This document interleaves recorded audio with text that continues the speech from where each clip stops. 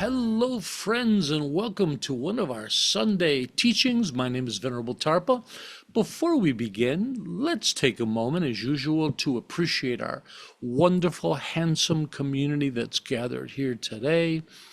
Today, I feel fortunate to sit as a member of this kind community in the safety and security of like-minded friends, sharing this present moment with others, dedicated to the cultivation of goodness. Today, I'm grateful for the direction and support that this community provides, a community worthy of my time and commitment, a community where my efforts have meaning, purpose, and are appreciated. Today, I'm thankful for this community of awakening, a place to gain the knowledge and skills to improve my life, a family, a home, and a sanctuary for all of us seeking refuge from the storm. And let's remember, as conscientious practitioners, we must recognize our responsibility to the world, to strive to live skillfully while helping others to do the same, to strive to live in balance and harmony with nature and others, to strive to gain mastery over our minds and embody our true benevolent nature, to expand our hearts and minds, transcending our shared human limitations, to not intentionally harm sentient life or our planet, and to maturely accept and embrace the reality of our situation while striving to improve it. Again, welcome everybody to our Sunday teachings.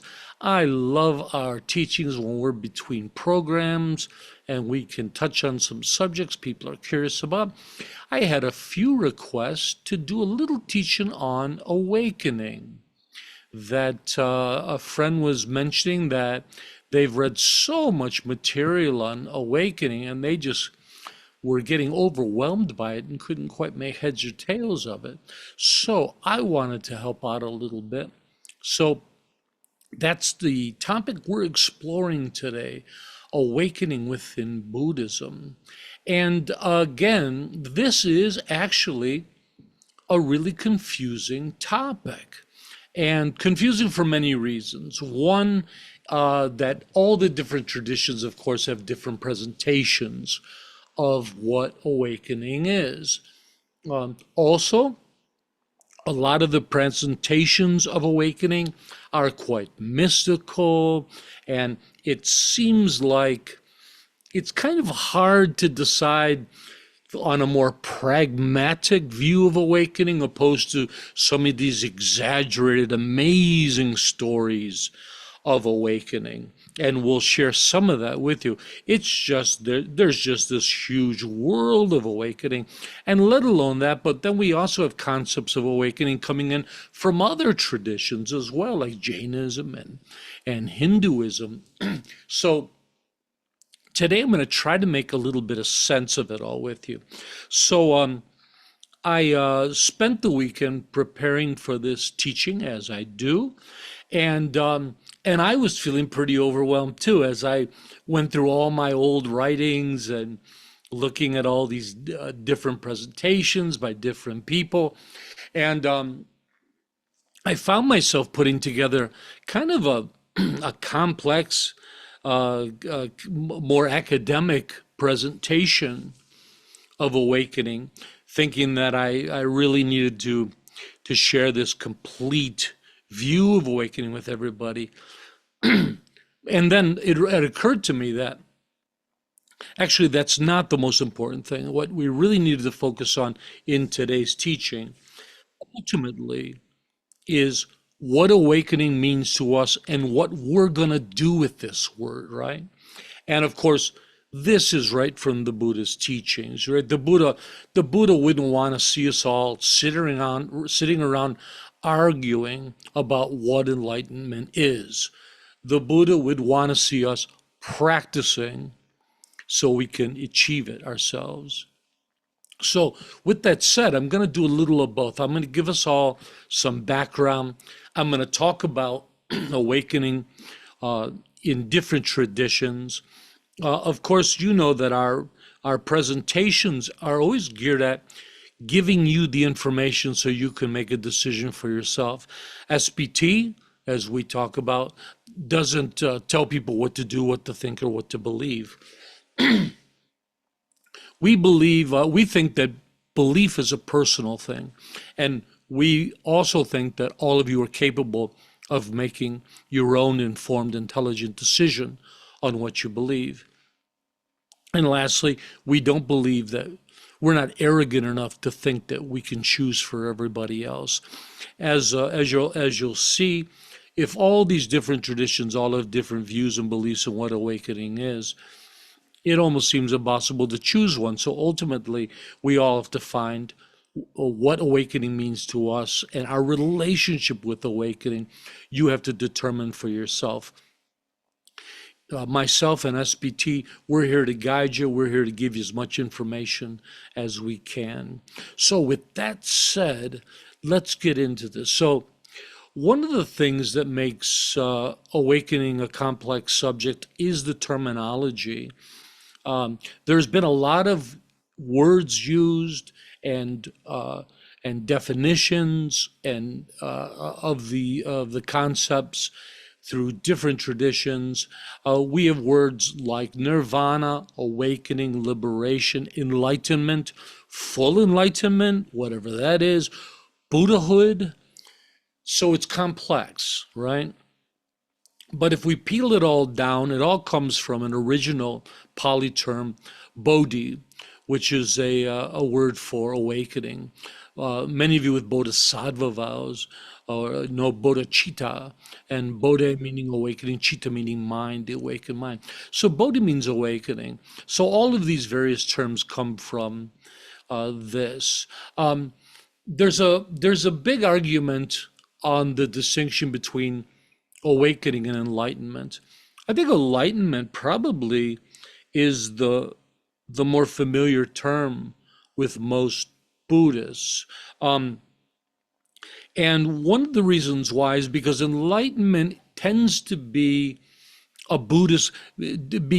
uniquely used by Buddhists, whereas a term like awakening, many traditions will use that. You know, Hinduism, they have the idea of moksha, and sometimes they'll talk about moksha as awakening. Jains will talk about awakening. Christians, other religions, New Age movements, they'll talk about this idea of awakening. So it's a more broadly used term. And then that term enlightenment is mostly used by Buddhists. So there's been a lot of going back and forth on it among the scholars. I don't have a dog in the fight. I don't really care. Give me a good, useful word, and I'm okay with it all. But I would like to share that it appears that most modern scholars have all come to the point where they've decided that enlightenment was a mistranslation and a bad choice for the word bodhi, going back all the way to, I think, the 1800s. And the word enlightenment, I think, was used because at the time, the European Enlightenment movement was very popular, and you could definitely see the parallels of both of them being based on rationale, moving away from more religious and mystical powers of the church and more individual liberation. And so, but nevertheless, more and more people are moving away from the term enlightenment and using the word awakening. I like awakening. Another difference between the two terms is, if you notice, enlightenment is a state, right? Where awakening is a process, right? Now, we could say awakened and enlightened, but generally, I like to use the word awakening in its verb form as a process, right? Something that I'm continuously doing. Where enlightenment sounds like this finite state that we're all struggling hard to reach. And when we get there, balloons fall from the ceiling and you're enlightened and you can call up all your friends and brag about it. But for a lot of Buddhists, the idea of reaching a finite state that we can no longer, that we don't develop any further after, it doesn't seem quite logical. Where the idea of awakening is more of an experience of evolution, of a spiritual, mental, personal evolution, of continuously evolving and awakening. So, so I like to use the word awakening. So, when we talk about this topic of Bodhi in Buddhism, the term that is most accurate is the term nirvana. And nirvana is a unique term, and we're not talking about the rock band, we're talking about the state. Nirvana is a uniquely Buddhist term. Nirvana only exists in Buddhism. The Buddha used the word himself for this state of Bodhi. And generally we translate nirvana. Well, when the Buddha was asked to define nirvana, he was kind of leery about giving it a definition, and he had to be pressed. And when he finally gave a definition. He gave a very simple, open definition, which seems a bit encryptic, but he claimed nirvana was the end of suffering. And it kind of sounds a little bit like a non-definition. But as you understand nirvana in a deeper and deeper way, you realize that it's quite an amazing definition. It's quite a perfect definition. Literally, the word nirvana is defined as a blowing out or extinguishing.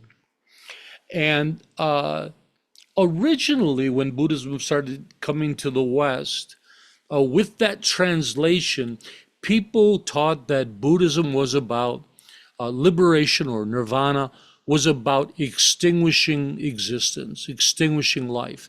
The goal of Buddhism was to be non-existent. And so, as you can imagine, Buddhism was labeled as quite a pessimistic religion, only focused on suffering and just trying to completely leave existence altogether. And of course, none of that is true. It's quite the opposite. Buddhism is quite life-affirming. Buddhism teaches about suffering so we can transcend suffering, so we can be happy, right? Buddhism is about happiness. Now, when it came to the blowing out and extinguishing, all modern scholars agreed that it was a great mistake they made in translation, that it's clear in the sutras that it's the blowing out or extinguishing of our afflictions, and specifically the three poisons or three fires, that of greed, hatred, and delusion, which nowadays they say attachment, aversion, and ignorance. Basically the same thing, right? Greed, your desire for wanting; hatred, your aversion, pushing away; and delusion or ignorance, not understanding the way the world works. And when we can extinguish, or better to say transcend, our afflictions like greed, hatred, and delusion, we at the same time transcend our desires and our suffering. So that's the actual definition of it. And Buddhism still suffers from bad translations that were put in place in the 1800s when Buddhism was just starting to come out into the West. Samsara can be thought of the complete eradication of all afflictions and escape from rebirth. Now, nirvana is looked at differently in the different schools, and we're going to kind of go over that a little bit. According to the Buddha, nirvana or awakening is the true purpose and consummation of life. This is really what the Buddha believed life was about. Life was about evolving as a person, right? And we're going to talk, what I want to do is I want to talk a little bit about how the traditions look at these terms. And then at the end, let's bring it all together and figure out how secular Buddhism might want to look at this term, because it's not set in stone for secular Buddhists. In fact, I think all secular Buddhists have different ideas. I think it's actually quite confusing. And even some of the great masters like Stephen Batchelor, one of the great secular Buddhists, he doesn't seem to have a very strong idea of what it is. Um, there's kind of two ways to approach the whole idea of awakening, including nirvana and enlightenment. One is, they talked about these amazing states in the sutras, but it's also clear that they were exaggerated quite a bit in the sutras as well. You know, uh, like in examples of the Buddha, the birth of the Buddha, they turned the birth of the Buddha into this supernatural, extraordinary event where flowers appear at every footstep he takes, let alone that he can walk as soon as he's born, and he's reciting mantras and all of these things. Well, the same is true with that. So, what we have a problem with nowadays is trying to discern what level of awakening are they talking about? Are they talking about the supramundane state that is so far away from us, that's almost godlike in its attainment? Or was the Buddha talking about something a lot simpler, a lot, something much more common, that's closer than we think, that's something that's obtainable within our lives, and that it was just exaggerated on by over years and years of storytelling and teachings? So that's what we're going to talk about. That's probably the most important thing we need to talk about in this. So generally, there's two types of nirvana. There's nirvana within one's lifetime and parinirvana. So nirvana within one's lifetime is that through practice, one has purified the mind. They've transcended most or all of their afflictions. And when we talk about afflictions, we're talking about basic things like ignorance, desire, but we're also talking about immaturity, selfishness, hatred, anger, uncontrollable emotions, also things like anxiety and fear and things like that. So all the things in life that make us terrible human beings, they're all afflictions. So Buddhism, again, sees our true nature as pure, compassionate, wise, and the only reason human beings act badly in the world, as far as criminality and cruelty, is because of these afflictions that aren't natural parts of our existence, but they're conditioned and they're acquired. And the Buddha talks about seeing these afflictions like an illness. And just like any illness, when you get a cold, the cold isn't part of you, it's an affliction. And you take care of yourself, you take medicine, or the body recovers, you transcend that illness, and you're healthy on the other side, right? Physical illness isn't part of our true nature. So in the same way, Buddhism sees our afflictions. So someone who has purified themselves and they've worked on themselves and they've transcended all their, let's say, negative, challenging, mental and emotional states, all these afflictions and limitations, they can achieve this state of nirvana within one's lifetime. But the idea is in Buddhism that as long as we have a body and a mind, we are going to suffer, and we're going to be dealing with some affliction. So in all accounts of nirvana, awakening, and enlightenment within the various traditions, they're all deeply rooted in the belief in rebirth. Of course, as a secular Buddhist group, we have different views. And nowadays, a lot of secular practitioners may have problems with the idea of rebirth. And of course, because we can't prove it, we should be suspicious of it. So some of us have a belief in rebirth. Some of us are on the fence and some of us don't. So when we talk about the traditional presentations of nirvana, I'll be sharing them in their traditional sense as related to rebirth. So nirvana within this lifetime is achieving this awakened state of nirvana, but because we still have a mind and body, it's still limited. Parinirvana is nirvana at the moment of death. Once the person sheds his body and mind and has escaped the cycle of rebirth, samsara, and won't take rebirth again, this is parinirvana. And this is the stage where a person is freed from any and all types of suffering of any kind. Because, of course, in this state, they don't possess a body or mind. We're going to talk about that a little bit more later. What does that mean to exist without a body and mind? Of course, it's very spiritual kind of a thinking. Any questions so far? What do you guys think? I'd love to get some participation, see if you guys have any questions. This is kind of a loose teaching today, so feel free to chime in. Any questions about the stuff we've covered so far? Do you guys understand the terminologies? Wouldn't nirvana be kind of a personal journey as well? I mean, the individual to each person? Very much so. Yeah, nirvana is only a personal version. As we're going to read in a second, nirvana is a state of mind. So nirvana is always personal. Yeah, it'd be kind of hard to define something that's different for each person. Yeah, they talked about originally that nirvana is a phenomenon or state of mind that's inexpressible by words. And because of course it's experiential.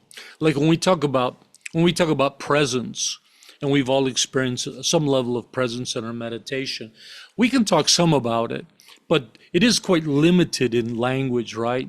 Ultimately, it's something that you have to feel for itself, feel the experience for yourself.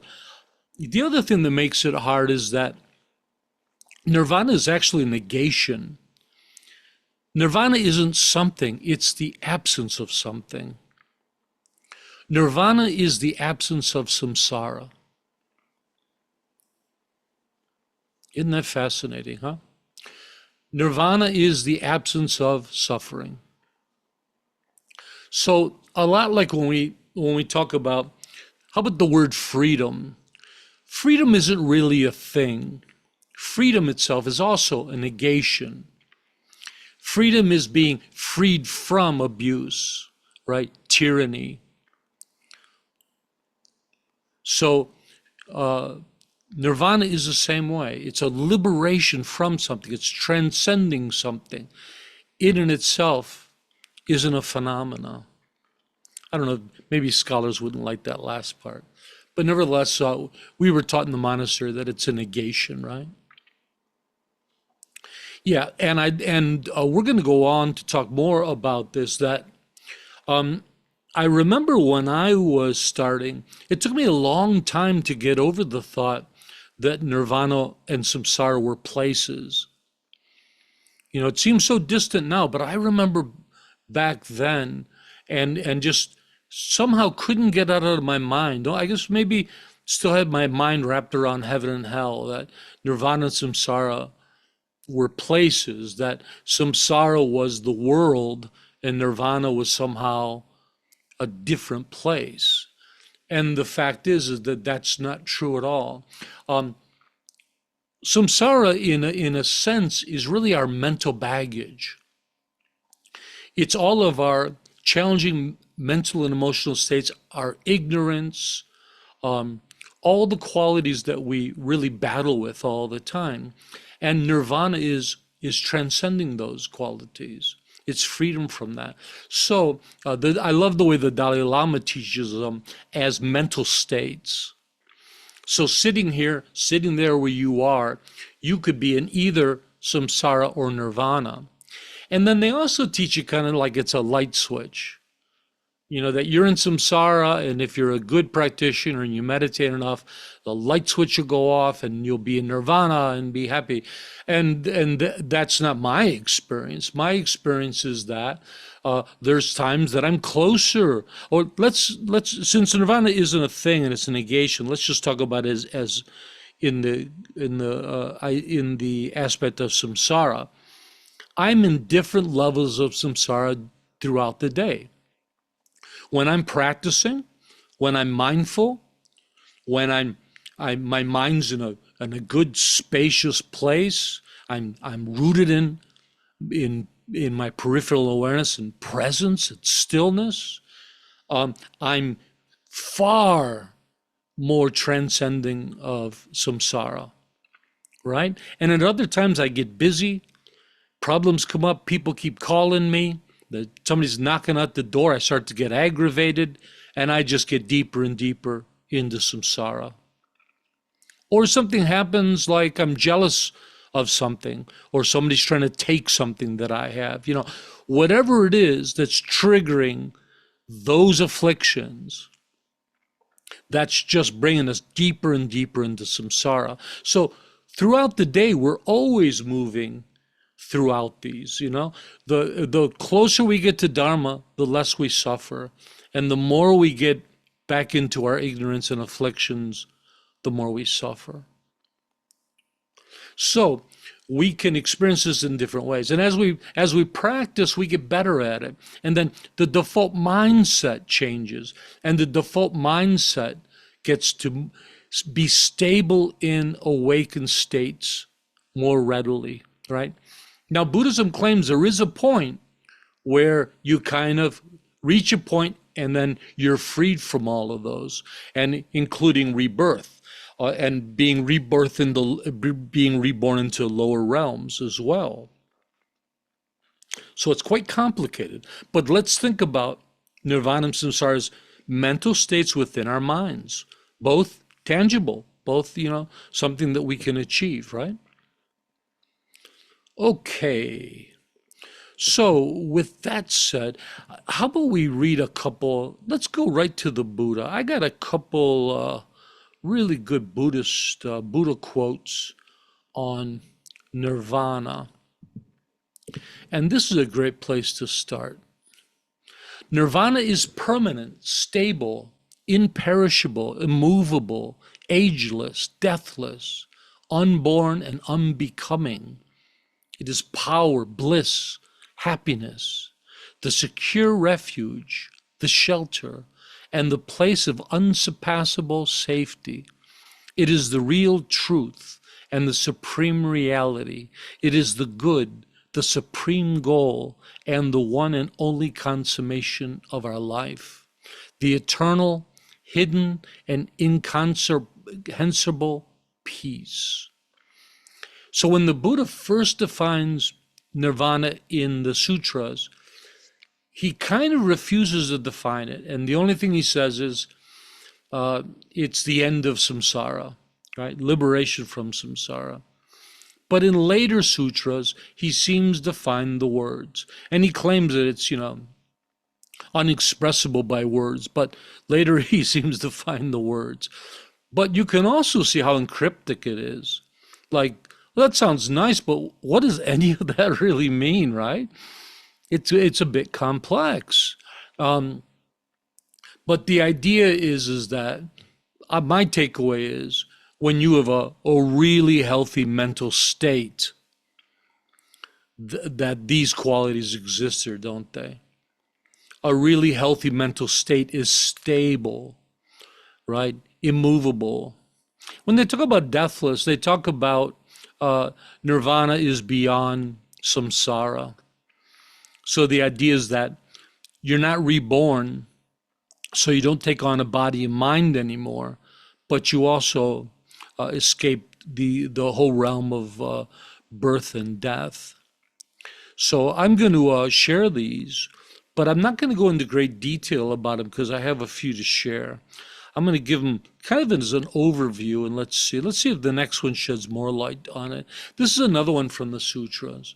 I reached and experienced the nirvana which is unborn, unrivaled, secure from attachment, undecaying, and unstained.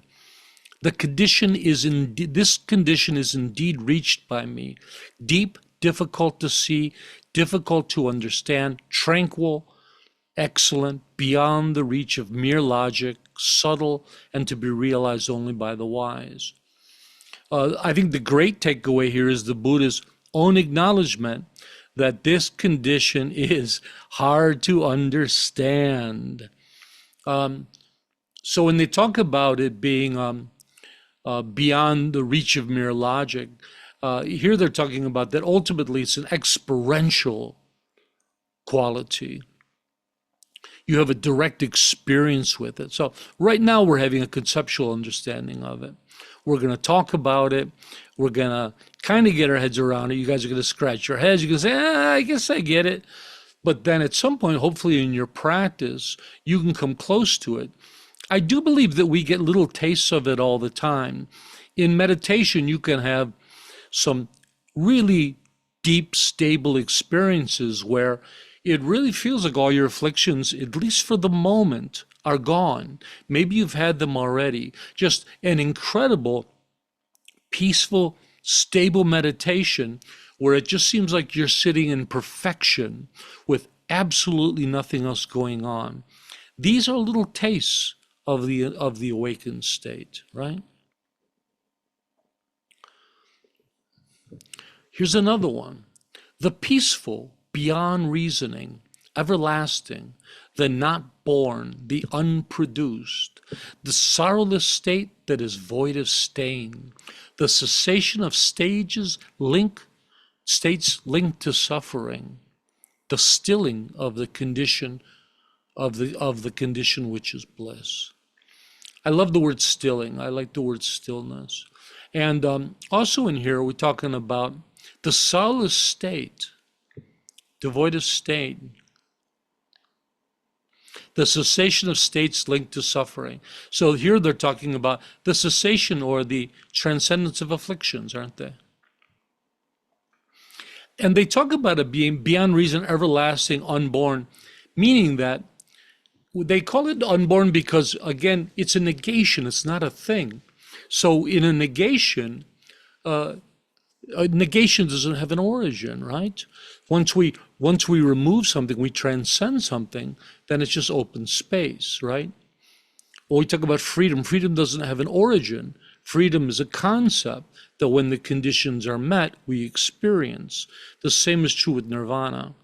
When the conditions are met, when we freed our mind of afflictions, we experience nirvana. But according to traditional Buddhism, nirvana is one of the few things that it believes is everlasting, that is a permanent state because of being a negation. Quite fascinating. And I actually didn't want to get into really heavy stuff. You can start to see where the confusion comes in, can't you? Even the descriptions of this are confusing. This is by a really great scholar, Tibetan scholar, Sonam Tegchok, one of my favorites. And here again, he brings the idea of nirvana being a mental state.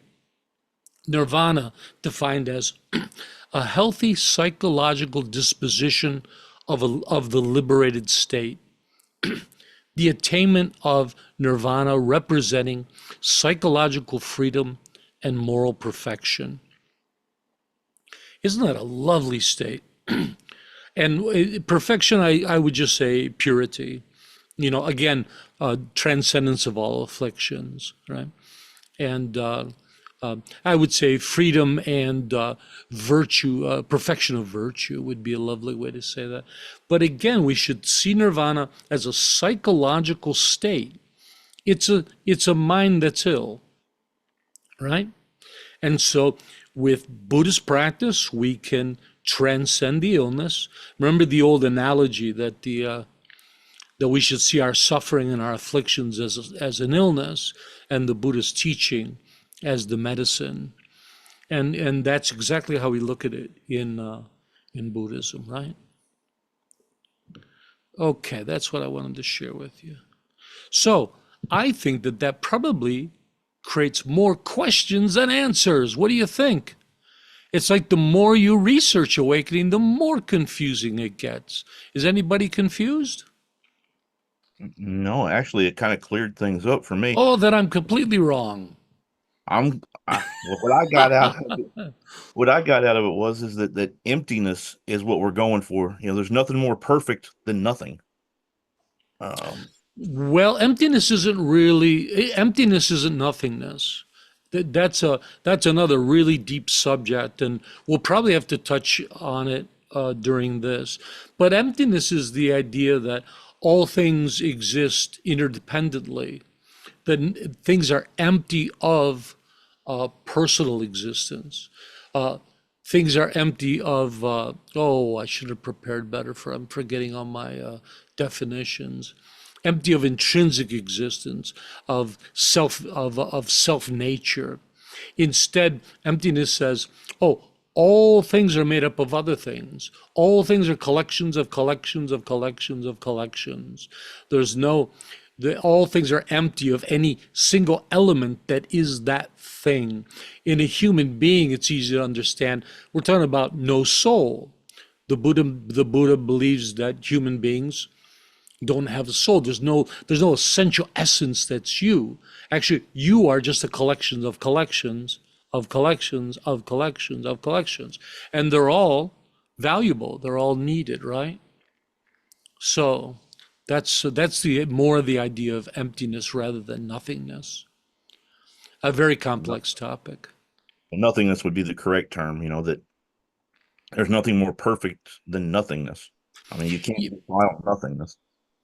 Yeah, and actually that point ties in more to some of the deep expressions of nirvana and paranirvana after death, that without a mind and body, without senses and everything else, though we're still existent, we're really in a state beyond these things that we normally are conscious of.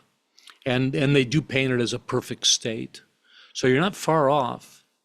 Again, it gets complicated. Anybody else? Yeah, Dana.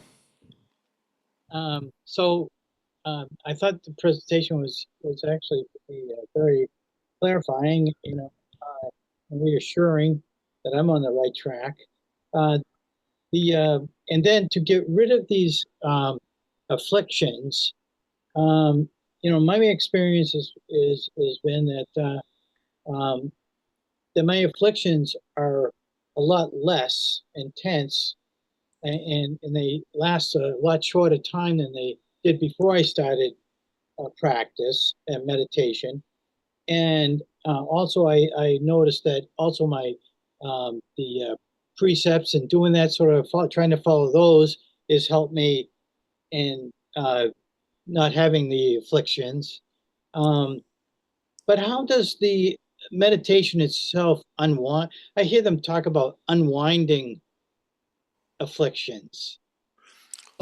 We transcend our afflictions and suffering and limitations through the threefold path and the eightfold path and the six perfections and things like that. All the Buddhist practices are designed distinctly at that. Meditation is only a part of it. Remember the threefold path. Understanding is so important. Understanding our afflictions, understanding how we exist in our nature. The second one, virtue. You know, working towards virtue means moving away from affliction. And the third one, uh, cultivating higher states of stable awareness. You can imagine that cuts at our afflictions because we're able to still and hold our minds in unafflicted states for a long period of time. That's where meditation comes in with it all. Okay, thank you. Okay, I got more to go. Oh, Donna, you want to share? I was just wondering about parinirvana when you don't have a body, um, and you're in a state. Can you choose not to be in that state? Um, what if I don't want to be in a static place, or is parinirvana not static? Depending on the tradition, you'd have different answers. The idea is that it's not static because your senses aren't there. Without a mind, without a body, you don't have the experience that you do now. You don't have, they'd say it's a state beyond eye, beyond nose, beyond mouth, beyond. So it's you're liberated from all of that. You're liberated from a distinction between static and non-static. You're liberated from a state of both happiness and suffering. You're liberated from discernment, right? And we'll talk about that more in a second. Shiva? Does Buddha specifically talk about this paranirvana, or was it like the later scholars who discuss these things? This comes right from the early sutras. So the Buddha's words. Oh, yeah. In fact, depending on the school, there's different levels of nirvana. Usually there's 3 or 4 levels of nirvana, and paranirvana being the last one. So the Buddha became enlightened, achieved a nirvana under the Bodhi tree, and existed and taught for 40 years. That's nirvana. And then when the Buddha passed, he doesn't get reborn again. He enters into paranirvana, where he escapes samsara, he escapes rebirth. Now, what that state is quite the conundrum to try to explain, and let me do so now. So you guys are just, like always, a step ahead of me, and I think some of this I'm just not going to bother talking about. So first of all, in the Theravada tradition, nirvana is the highest of all goals, and the person who reaches it is called an arhat. The Buddha was an arhat, but a special arhat, so they gave him the name Buddha. They call him a wheel-turning Buddha. He was an arhat who was able to communicate the teachings in a very unique way, introducing them into an era that the teachings didn't exist. So we give him a very special name called arhat. Now, so what we've been talking about so far is pretty much a straightforward Theravada presentation of awakening. But then the Mahayana walk in, oh my goodness, and they add all kinds of bells and whistles to it. So the Mahayana, of course, is built upon the Theravada. Mahayana comes in hundreds of years later. So the Mahayana come in and they say, well, becoming an arhat is wonderful, but we want to do better than that. We want to become Buddhas ourselves. And so the Mahayana introduced this idea that one can practice and go beyond arhatship to actually becoming a Buddha. And that's where the term enlightenment and full enlightenment come in. And Buddhahood. Now, and I don't have much time, so I just have to give you a really glossed over kind of quick presentation. The Mahayana believe that, like the Theravada, the Buddha becomes a Buddha under the Bodhi tree and then teaches.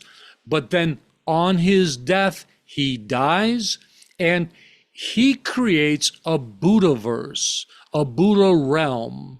All of these great practitioners, all these great Buddhas, at death, they create a heaven, a Buddha heaven, and they exist in that heaven, and they teach to people who have the karma to be born there, right? So as you can see, it starts getting really mystical here, doesn't it?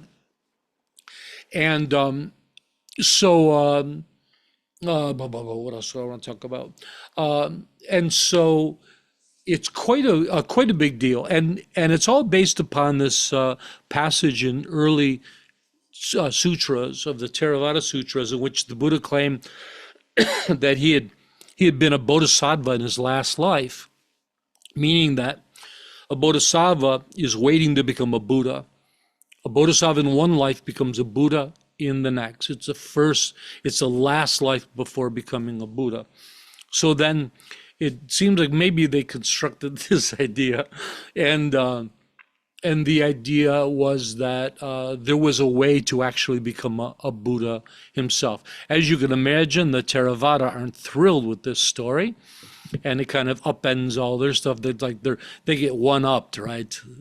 The Mahayana are becoming higher, and then so you have this idea of Buddhas and Pure Lands, and then according to the Theravada, when a Buddha passes away into nirvana, he's no longer accessible to practitioners. He is no longer possesses a mind or body, and what state he exists in is a real mystery. In fact, the Buddha himself refused to answer the question. And where is that? Okay, I have a slide for you. The Buddha I gave too much information. The Buddha had something he called his golden silence, 14 unanswered questions. And so some of them they're all kind of in opposites. So is the universe eternal or transient? Is the universe both eternal or transient or neither? Is the universe finite or infinite? Is the universe both finite and infinite or neither? Is the I or self identical with the material body or different? Now, the interesting ones come here in 11 and 12. Does the Buddha exist after death or perish after death? Does the Buddha exist and perish after death, or neither exist or perish after death? They get really good at tricky questions, because the Buddha always gives a tricky answer. You have to be very clear. These are all questions that the Buddha refused to answer. And on 11 and on 11, 12, 13, and 14, the Buddha actually, there's a piece in the sutras that the Buddha gives his intention of why he doesn't answer it. And he says, if there's a fire in front of you, and I ask, is there a fire in front of you? Could you determine that? Could you discern that? And the gentleman says, yes, if there was a fire in front of me, I could discern it and say there's a fire in front of me. And then he said, if there wasn't a fire in front of you, if it burned out, if the fuel was gone, it went out, could you discern that? And the gentleman says, yes, I could discern whether the fire went out. And the Buddha said, well, what happens if I asked you what direction it left in? What would you say? So the guy scratches his head. So these are the kind of answers the Buddha gives. He's not so clear about a lot of things. But the point is that he doesn't believe that there's real answers to a lot of these. So coming to this question of whether the Buddha exists or dies after birth, or any combination of those, the Buddha just wouldn't say. And so that left a lot of people to try to figure out the answer themselves. And in fact, the Mahayana, especially in Tantric Buddhism, they come up with this elaborate system called the Buddha bodies to explain exactly how the Buddha, how it happens, that he no longer has a physical mind and body, but he takes on these cosmic minds and bodies. There's 4 Buddha bodies, and I know Kedrup's been studying that in his Nyingma school, and I'm having fun with it, but I'm not discounting it. I have as much reason to doubt it as to believe it. I'm an agnostic, but it is quite the story. So nevertheless, you see what I mean? Even more confusion about what this thing of awakening is. And so what I want to do is I want to get into it and figure out what all this means to us. One more thing, there's the idea of sudden and gradual awakening, and people are often asking me about it.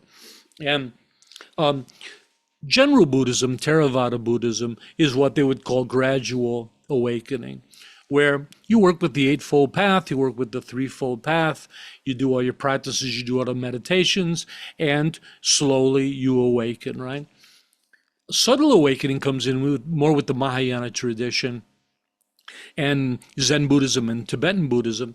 And when they mean sudden, they don't mean that you practice 3 days and become enlightened. They mean after a lifetime of practice, that you'll have a point where you just have a flash or a kind of a Gnostic experience where the awakened state just pops onto you suddenly, or like in the Nyingma tradition, they believe that a teacher can actually gift it to someone, that they can transmit the awakened state to others.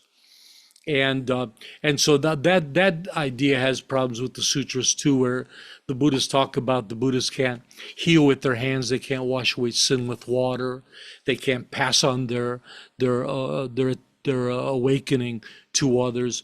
The only thing Buddhists can do is teach the truth, the truth of reality, the nature of reality. So as you can see, Buddhism has so many different concepts, right? Okay, so then we all have to decide, well, what does that mean for us? It's like the more you study about this stuff, the tougher it gets. Even the idea of, we just talked about this idea of gradual and sudden awakening. There's great debate of if any of it's true or not. There's great stories of Zen masters who, when they know a student is ready, they actually, oftentimes it's through an act of violence. They'll take off their shoe and start beating the student. They'll give him a taste of the nature of reality, and he'll be awakened. And so there's some really interesting stories. Before I get into the last part and we talk about how we should see this, I want to tell you a little bit about my journey. So I studied in the Theravada tradition, the Tibetan tradition, with all the bells and whistles, the most outrageous stories of awakening and enlightenment and existing as a Buddha in different realms and all these different deities and Buddhas. And the idea that, they even have this idea that the Buddha actually never actually existed on earth, that he was emanating a vision of him on the earth while he was already liberated eons and eons ago. And he's existing in his Buddha realm while he emanates his presence into all these different world systems. And the emanation goes through the stages in order to teach people what the awakening process is. So there's some really elaborate stories about all of this. And another thing is how long enlightenment takes. In the Buddha's day, in the sutras, it seemed like everybody was awakening all around them, right? They were popping off like popcorn.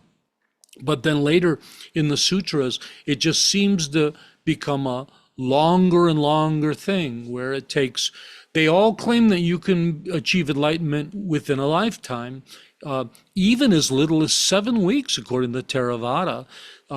One lifetime, 7 years, 7 weeks, 7 days. But it just gets more and more. In the Mahayana tradition, it becomes eons, that it takes eons and eons of lifetimes to become a Buddha, to awaken. And the Tibetans would always say to us Westerners, because we were so excited and we were all geared up, they would say, you Westerners, you all think you're going to become awakened in this lifetime. And I would say, yeah, you Tibetans are all sure you're not. So that's something to think about, And I had problems believing that. I remember having problems with my teachers when I said I was having difficulty with the practice, and they would say something like, well, this might not be the lifetime for you. You just keep practicing. Maybe a future lifetime, your practice will start working. I had great trouble with that. It's like, no, I think after a certain amount of time, I should start seeing some result from my practice. Yeah. These were the things that drove me to secular Buddhism. And lastly, I wanted to share that after all of these incredible stories that I learned in the monastery and the stories of these incredible people, I spent years, 15 years, searching the world for enlightened beings, searching the world for these stories that I've heard. I traveled across the Himalayas, throughout Tibet, throughout the Indian side of the Himalayas. I stayed in some of the most renowned and remote monasteries in the world. I've meditated in caves through the Theravada tradition, the forest monasteries of these famous masters. I've visited and stayed in most of the most famous monasteries in the world, from Thailand, Myanmar, all the way to Japan. And one of the things that I did, I would meet some of these great masters, and you're never really supposed to ask masters if they're enlightened or really talk about it. It's a big no-no. But I would go in with a little speech and I would say, we would be alone with some higher masters. And I would say, we're all senior monks here. I was wondering if I can ask a question I'm not supposed to for the benefit of Western Buddhism. And of course, reluctantly, they would say yes. And I would ask that. I would say, with all due respect, are you an awakened? Have you achieved enlightenment? And they would kind of look around the room at each other, and they'd shake their head and say, no, I haven't. And I said, have you met any enlightened beings? And in one way or another, almost all of them said the same thing. They said, I stopped searching for enlightened beings a long time ago. Now, I'm not trying to dash anybody's hopes, and I'm not saying that they're not out there, but not many people are awakening if it is true, right? People that are becoming. So if we are judging an education system, we could say that we should be doing a little better. If maybe there's only 3 people in the world that are enlightened, maybe we could do a little bit better. But I spent all those years searching for this, and me as well. I'm nowhere close to being an enlightened being. And I don't believe I've ever met an enlightened being. I've met the Dalai Lama on many occasions.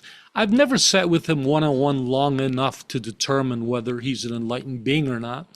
Probably the closest to it that I've ever known. And of course, everyone around him is convinced that he has. I've met the Karmapa. I spent a long time in Rumtek in northern Sikkim, in his very famous monastery with all those great practitioners. I've meditated with yogis way up in the Himalayas. And so that's my experience. But please don't take my word for it. I just want to share my experience. Each one of us has to have a journey, but maybe the information I share, you can just add it to the things that you know already to help. Okay, so with all that said, the most important thing we need to talk about, what does all this mean? And what does it mean to us as secular Buddhists, right?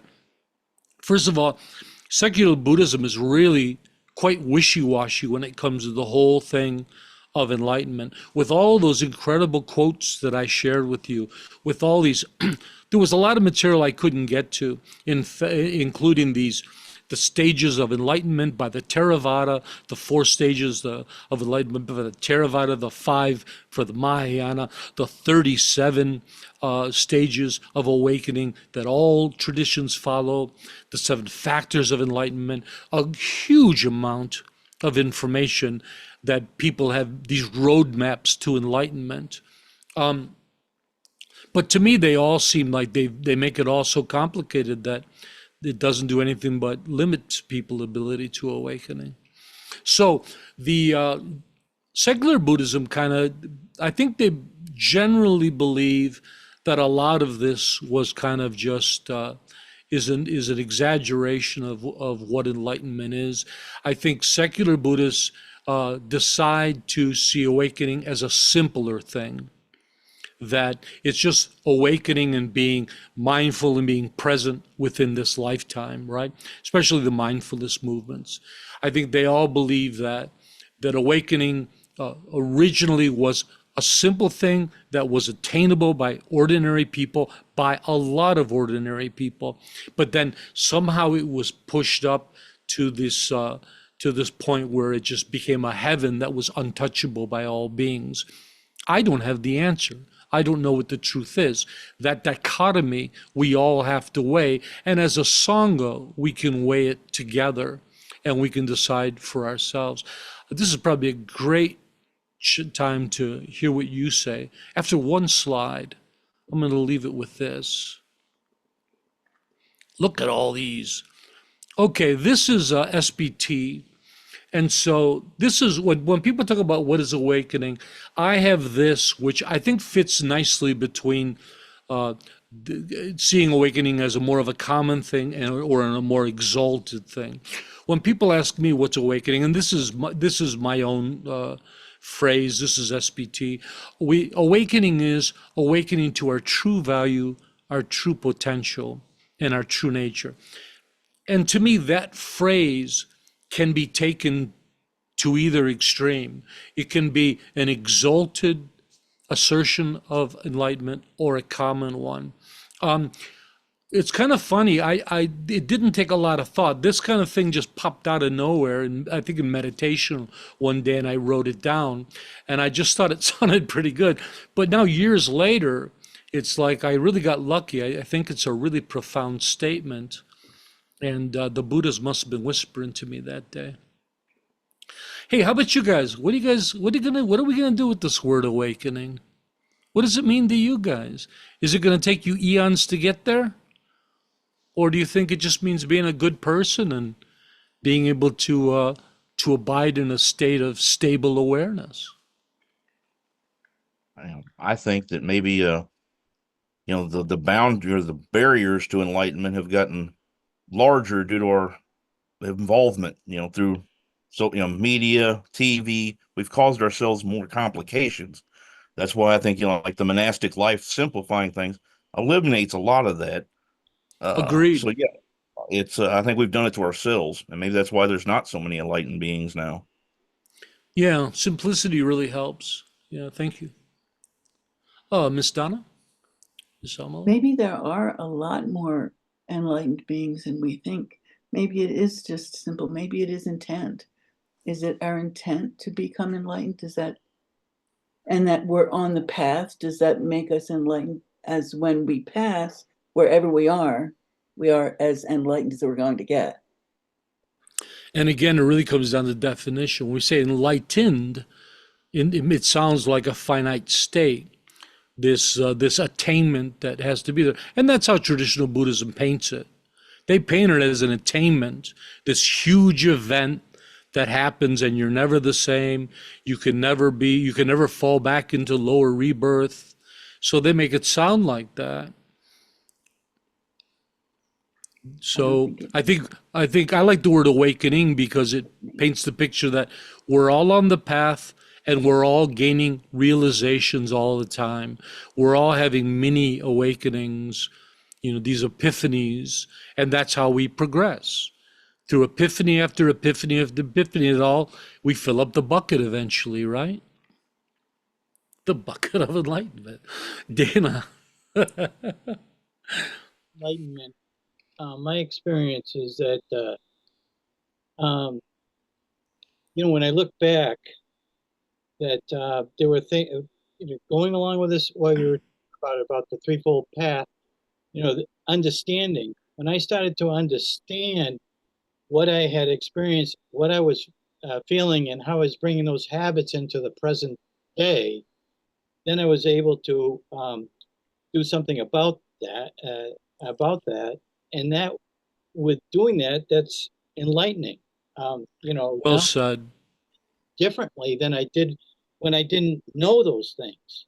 And I don't know if there's this enlightenment or awakened state that is permanent, but I really feel that my experience shows me that that's going to continue. I'm going to continue to have awakening, just as you were describing, and that it's well worth the effort of listening to Tarpa today, and Hallelujah. so that You said it beautifully. That's exactly how I see it too. The thing about it is we practice and we prove to ourselves that it works. There is no doubt about it that I am awakening. I'm somewhere on that spectrum and it's working well and I'm getting incredible benefits.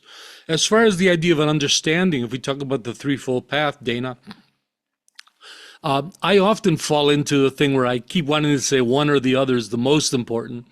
But oftentimes understanding seems the most important, but you have to be able to sustain that understanding, which is awareness, right? State of awareness. And then virtue of knowing what's to be cultivated and not is important in that understanding as well. Virtue gives the understanding a direction. You know which way you're headed. So you can see how all three work together. But yeah, that's how and so really in that way, Buddhism becomes quite simple. We have those three aspects that lead to awakening. And that's all we have to really think about, those three aspects. Now we can keep chopping it up into all these, the 37 types of this and the 7s of these and the 5s of these. And to some people, I think it's very beneficial. But another thing that I notice is that I went to a very academic school, and I just didn't see anybody awakening, Westerners or Tibetans. And it seemed to me that the complexity of it all got in the way. When I started simplifying my practice, going back to just straightforward meditation, looking at the Buddhist path as the threefold path, simplifying, finding some space in my mind and my heart, that's when I started to really awaken. And so I think the complexity gets in the way. The Dharamsala has a page in there that talks about that knowledge destroys our innate goodness. And I think, and of course, I think they mean a knowledge that's an over knowledge, a self-serving knowledge, not the knowledge of how to practice. And I'm dying to hear what Kedrup has to say. Kedrup, did I beat up the Mahayana too much in my presentation? Were you okay with that? Well, I'm fine with that. I've actually had some problems with pure Mahayana views for a while. It's weird. Like I really focus on the early Buddhism, and then I really enjoy Tantra, that view on top of it. It's kind of, so I'm kind of, I skip the Mahayana view altogether sometimes because of all the stuff that looks like they've added over time that just makes it way out there, way more mystical than It's a hell of a picture they paint. yeah. But that's one of the reasons I decided not to practice Tantra. Tantra is the most complex of all Buddhist practices. And it just seemed like that was the wrong direction for me. And I moved the other way. I moved to simplify my practice in the secular Buddhists into the early sutras as well. Thank you, Kedra. Mm-hmm. So here's the ending of the whole thing. So this is why in secular Buddhism we push agnosticism. Not agnostic as being fence sitters, like we think of the religious aspect of the word agnostic, of whether, there's not enough belief for or against God. We mean scientific agnosticism, understanding the nature of knowledge, and more importantly, the nature of our minds to understand knowledge. That knowledge is always in a state of change. As we get more instrumentation, when we get more detailed, we get more information about knowledge, and knowledge changes. But more importantly, our capacity for understanding grows, not just in our own life, but humanity's capacity for understanding. I bet Shiva loves that talk. That's right there with the scientists. So knowledge is in a constant state of change. So by holding strong views of this or that,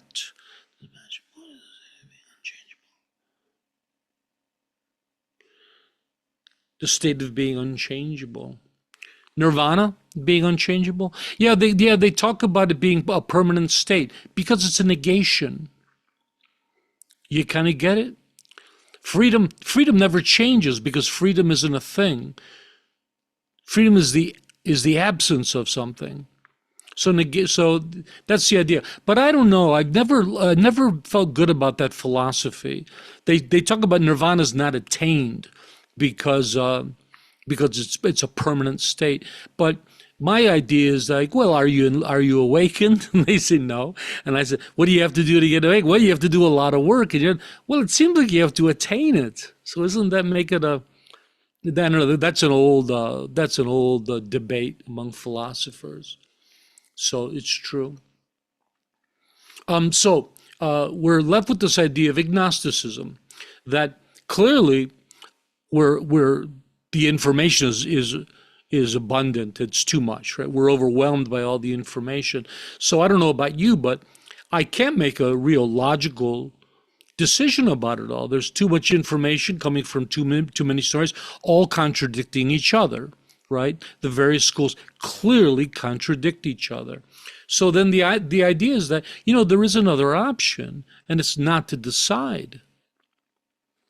We don't have to decide if any of these schools are right. I don't have to have an opinion.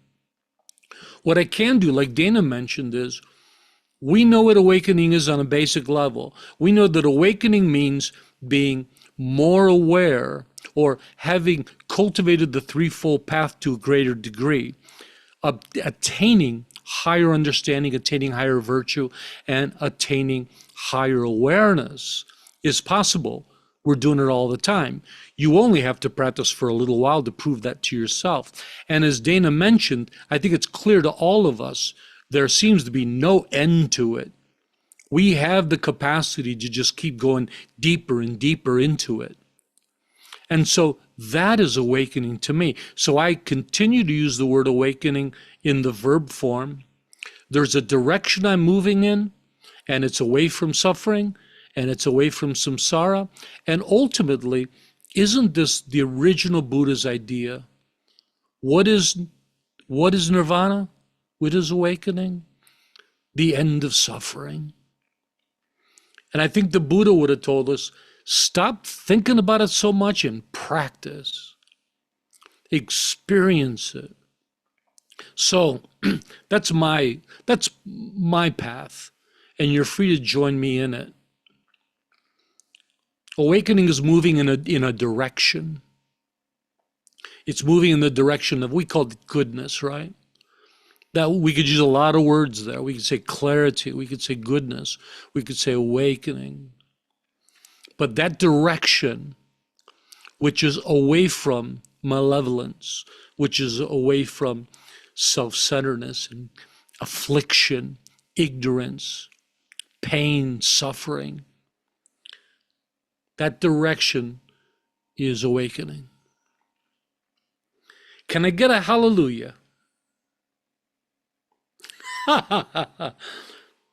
Any thoughts? Any last passing thoughts? What do you think of that idea? And, when I get there, I'll write a book about it, and I'll tell everybody all about it.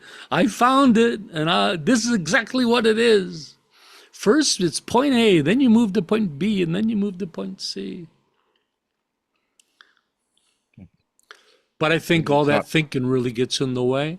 And I think when we calm down, we settle down, we find joy in our hearts, and we just cultivate the threefold path, all you got to do is keep working. Awakening is inevitable at whatever level there is. Each one of us, by the end of our lives, are going to achieve a certain level of awakening. Kedra will be up there 98%. Maybe I'll hit a 60, Donna 70. But I think that, all there is to do is do the work every day. And then wherever it leads to is just, that's where it's going to lead to. There's not much more we could do about it. Unless you believe in blessings and you come over here, I can bonk you on the head and get you up to 80%. For another $5, I can get you to 85%. Enough of me. Anybody want to share? Maybe it's hard to describe because maybe awakening isn't something to attain. Maybe it's something to return to. It's a negation. It's it's transcending something, isn't it? Awakening is transcending. To me, it's all about that spectrum between ignorance, confusion, samsara, and clarity, awakening, right? It's just moving in that direction. That's awakening, evolving, right? Oh, sorry the teaching went so long. I had a whole bunch of other stuff there too. I didn't realize I over-prepared, but hey, it was really fun sharing it with you. Was it beneficial? Whenever you do this, you're in danger of just confusing people more. But I really needed to let you know just this hodgepodge of stuff that we're dealing with. No wonder we're all confused when it comes to this word, right? But it's through that confusion that you take that bite-sized piece that you can work with. And you say, oh, heck with that. Here's what I got. I'm going for it, right? So poetically put.